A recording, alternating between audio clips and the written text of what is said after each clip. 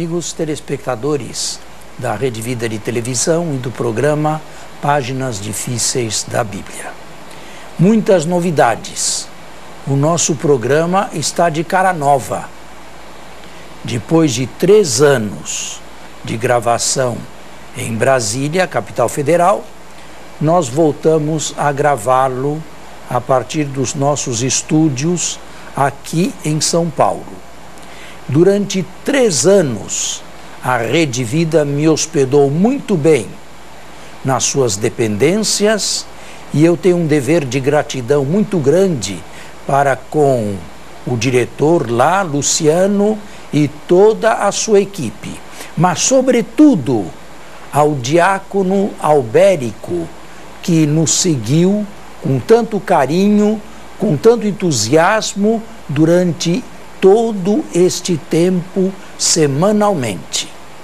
A eles, o nosso muito obrigado, a nossa gratidão imensa e acredito de todos os telespectadores que, a partir dos meios tecnológicos, puderam se adentrar na nossa temática e nos nossos programas. Muito obrigado a eles e a todos. Tenho aqui do meu lado, agora pela primeira vez neste programa, a figura de um sacerdote. É padre, chama-se Padre Anselmo. Uma palavrinha de apresentação do Padre Anselmo. Eu conheci o Padre Anselmo quando ainda era seminarista, quando ainda estudava filosofia no seminário Mater Ecclesiae em Itapecerica, aqui perto de São Paulo, onde eu dou aulas. Através de diversos encontros, eu consegui trazê-lo da diocese de onde ele pertencia anteriormente, Estância, em Sergipe, para a diocese de Santo Amaro, aqui na cidade de São Paulo. Ele já é sacerdote há uns 2 anos? 3. 3 já? Há 3 anos é padre, entre outras ocupações que todo sacerdote tem. Ele é o promotor vocacional da diocese dele. E, a meu pedido, ele se dispôs a vir aqui a tomar o papel e o lugar de tantos outros que tão bem o precederam. Muito obrigado, Padre Anselmo. Quiser uma palavrinha de boas-vindas, ou melhor, de acolhimento dos nossos telespectadores. Eu agradeço a oportunidade, o convite do Padre Fernando, né? Que para mim, mais que um amigo, certamente é um pai dadivoso, porque tem me acompanhado ao longo destes anos e todo o meu pequeno, embora fecundo amor à Palavra de Deus, às Sagradas Escrituras, tenha se despertado a partir desta amizade que nasceu no meio acadêmico, na sala de aula, e graças a Deus continua a todo vapor. Então, com muita alegria, novo de padre, novo com experiência, eu me apresento aqui para partilharmos um pouco sobre os textos bíblicos. Muito obrigado. E nós estávamos, mas disto já falamos, vendo o final da carta aos Hebreus. Eu me recordo que o último programa envolveu o capítulo 8º desta carta aqui. Muito rapidamente, eu quero falar dos capítulos 9 e 10. Não vou pedir ao Padre Anselmo que os leia, para não tomar o nosso tempo muito fortemente, mas, em poucas palavras, capítulo 9. O Cristo entra no santuário celeste. Eu já expliquei aqui, vezes diversas, que no ritual do Antigo Testamento era o sumo sacerdote que entrava uma vez por ano apenas no santuário terrestre, que era, digamos, um cubículo do templo de Jerusalém, e com o sangue de um bode nas mãos, para aspergir a arca da aliança. Mas, como foi dito, isto era apenas fumaça, neblina, preparação das realidades que estavam por vir.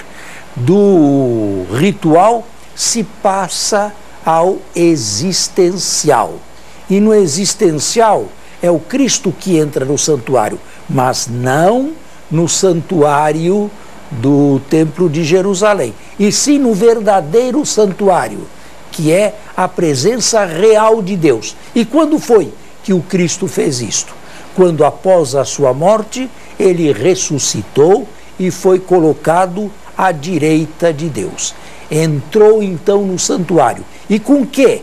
Com que nas próprias mãos? Entrou no santuário não com o sangue de bodes, de animais irracionais, mas com o próprio sangue, isto é, com a oferta da própria vida, oferecendo-se assim a Deus em nosso favor.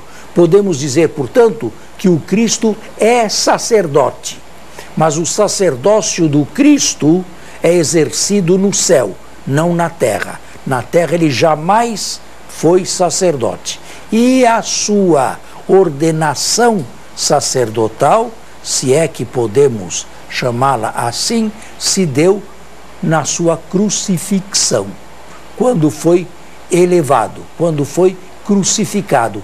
Lá foi investido da dignidade sacerdotal que, com a ressurreição, a exerce celestemente na presença de Deus em nosso favor. E é por isto que o autor afirma, neste mesmo capítulo, que a nova aliança, que supera a aliança antiga, foi selada no sangue de Jesus. O ritual fica de lado, está superado, e o novo, o existencial, vem no sangue de Cristo. Aí está o capítulo 9, em poucas palavras, explicado. O capítulo 10, na verdade, parece ser o último capítulo que trata do sacerdócio de Cristo e da sua superioridade com o sacerdócio da antiga lei, da antiga aliança. No capítulo 10 se fala da ineficácia dos sacrifícios antigos e da eficácia de Cristo. E claro, eu já disse isto algumas vezes, explicando esta carta, não é o caso de repeti-lo mais vezes, que tem a ver o meu pecado, a minha consciência manchada, com o sangue de um carneiro ou com o sangue de um bode. Nada, absolutamente nada. Não há nenhuma equiparação entre a minha consciência e o sangue de um irracional. Era por isto, por causa da ineficácia, que os sacrifícios da antiga lei deviam ser constantemente repetidos. E todos os anos entrava o sacerdote, o sumo sacerdote, no mesmo santuário. Flávio Joséfo, um historiador judeu, filo-romano, via naquelas manadas de carneiros e bodes destinadas ao sacrifício na área de Jerusalém a superioridade da religião judaica sobre as outras religiões. O nosso autor, mais avisado, mais profundo, via nessas manadas o sinal da ineficácia. Porque o que é eficaz não precisa ser mais repetido.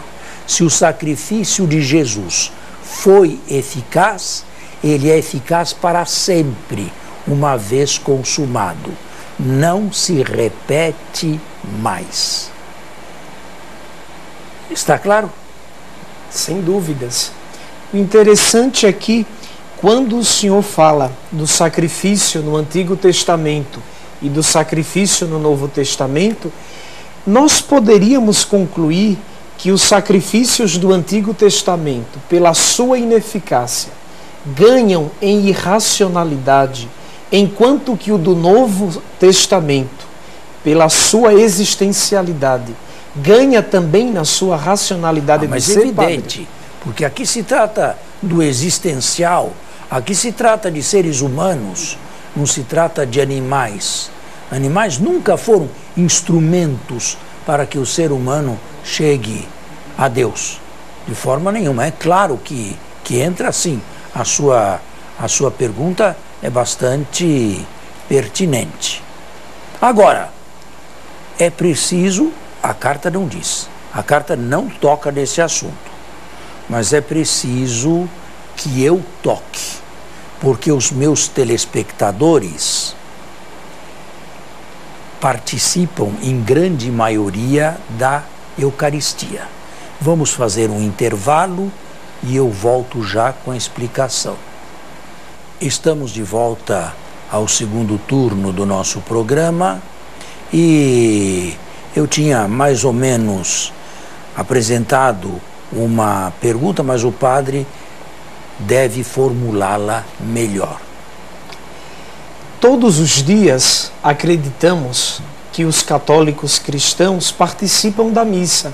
O padre nos fez uma afirmação de cunho muito profundo.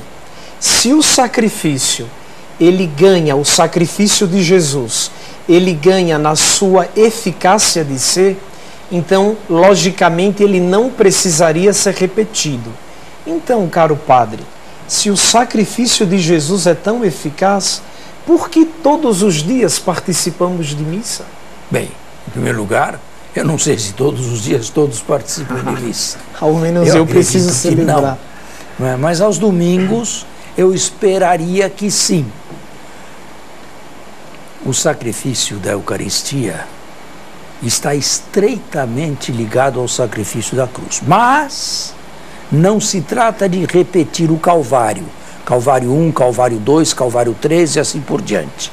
Não se trata disso, de forma nenhuma. A Eucaristia não repete, não renova. Ela simplesmente reatualiza. Ela coloca sobre o altar, ao alcance de mão de todos nós, o único sacrifício de Cristo no Calvário. Com outras palavras, ela traz a história, através do sacramento, ela traz a história passada para o presente de nós. E assim, nós vemos Jesus reatualizando o mesmo gesto que fez na cruz, sem renová-lo. E este é o seu sacrifício. Juntamente com o seu oferecimento ao Pai, vão os nossos sacrifícios também. Agora, que são os nossos sacrifícios? Não é como muita gente entende, de uma maneira idiota, ridícula, deixar de comer bombom, deixar de comer qualquer coisa. Não. Sacrifício é algo positivo, não é algo negativo. É oferecer a Deus o que nós temos de melhor, não o que temos de pior. Isto não é sacrifício. Nós oferecemos a Deus, juntamente com o sacrifício de Cristo, e naquele momento, exercendo o nosso sacerdócio batismal, no momento da Eucaristia, todos, até o padre, no seu sacerdócio batismal, oferece também a sua própria vida. Oferece a sua vida no que ela tem de bom e no que ela tem de ruim. No que nós temos de carga positiva e também, por que não dizer, as nossas falhas, as nossas fraquezas, os nossos pecados, não porque isto tenha valor em si, mas porque nós miseráveis não temos outra coisa a oferecer a Deus, muitas vezes, senão as nossas próprias faltas, para que Ele as transforme no sangue de Jesus e nos faça, pouco a pouco, através de diversas Eucaristias, entrarmos profundamente no mistério da cruz, no mistério do Calvário e nos revestirmos de Jesus Cristo.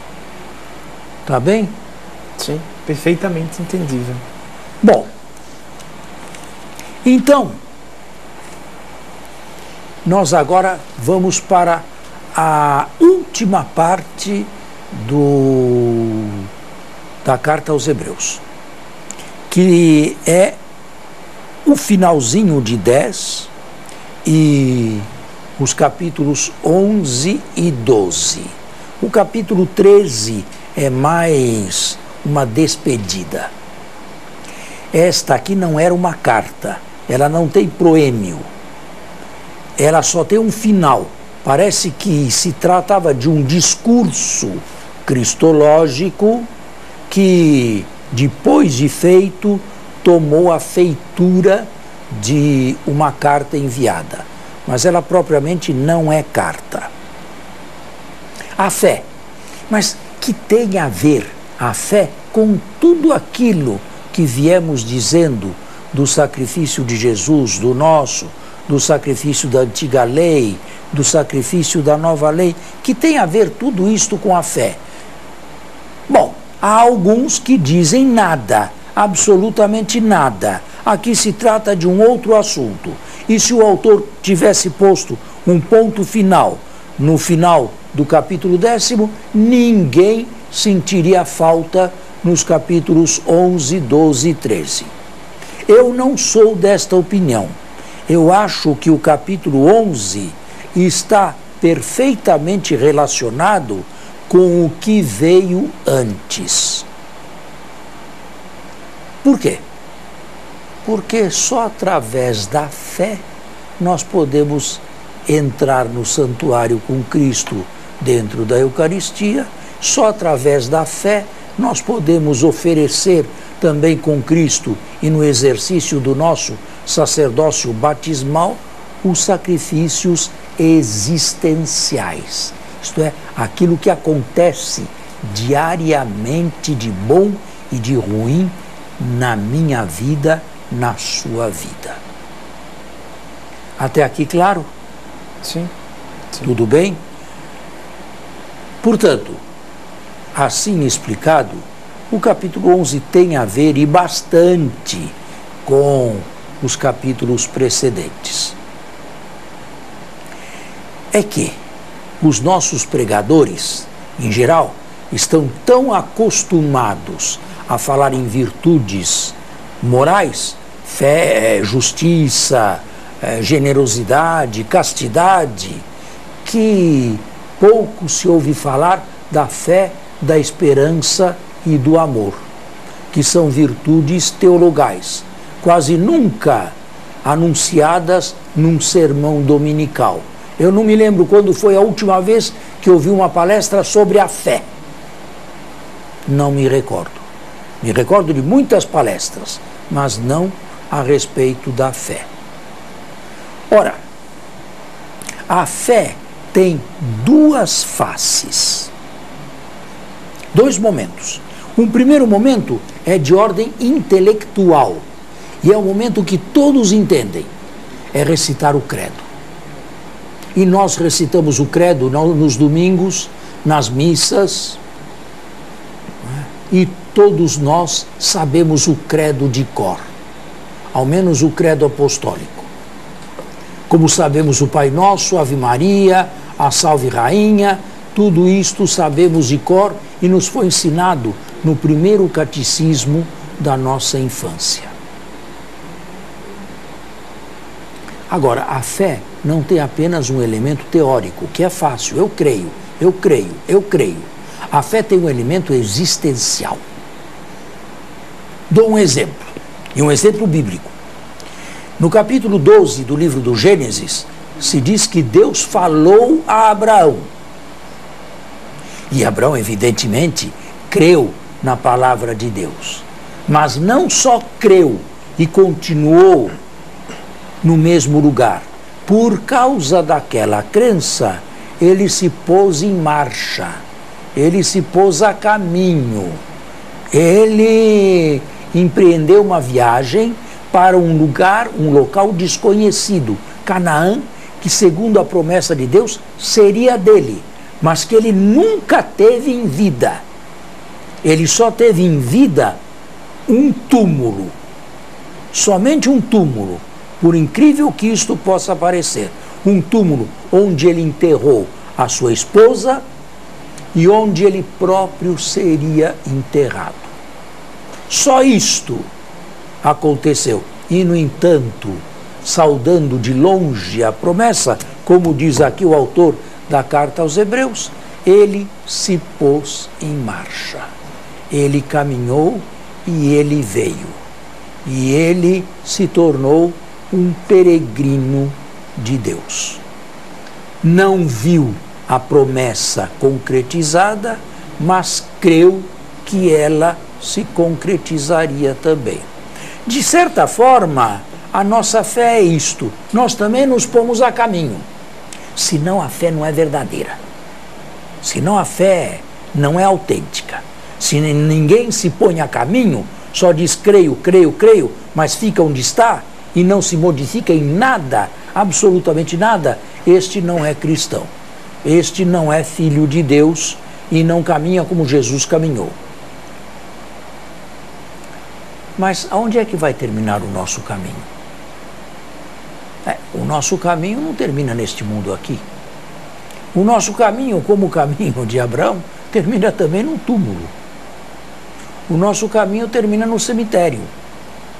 Lá paramos de caminhar, pelo menos nesta vida aqui, ou neste planeta aqui.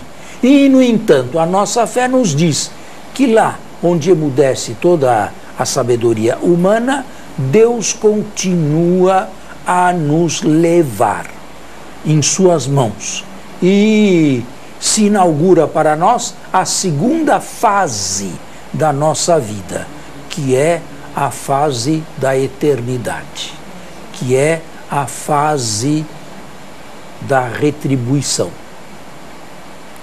Não se esqueça, a fé tem dois elementos. Um elemento teórico, Abraão creu, e nós somos filhos de Abraão pela fé, mas Abraão também deixou toda a comunidade de Harã, da Síria, deixou toda a sua casa, deixou toda a sua parentela e se pôs a caminho como peregrino do desconhecido. Meu caro padre, o senhor, entre tantas coisas, nos afirmou com muita precisão que a fé é um caro dom teologal.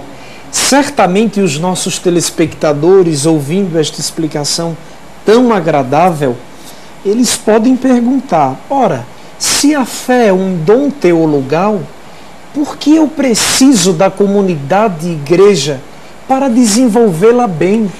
Em primeiro lugar, porque a fé, como diz São Paulo, vem pelos ouvidos. E somente se houver a presença de um pregador. Em segundo lugar, porque Deus nos salva não individualmente, mas Deus quer nos salvar comunitariamente, junto com outros, formando um só povo. O nosso programa está no final. Acredito que transmiti alguma coisa de valor aos telespectadores. Agradeço a presença de todos e mais uma vez as boas disposições do Padre Anselmo e nos comprometemos a estar aqui no próximo sábado. Até lá, muito obrigado. Obrigado, eu que agradeço. Obrigado, Padre, pelo carinho, pela acolhida. Muito obrigado a você que nos acompanha.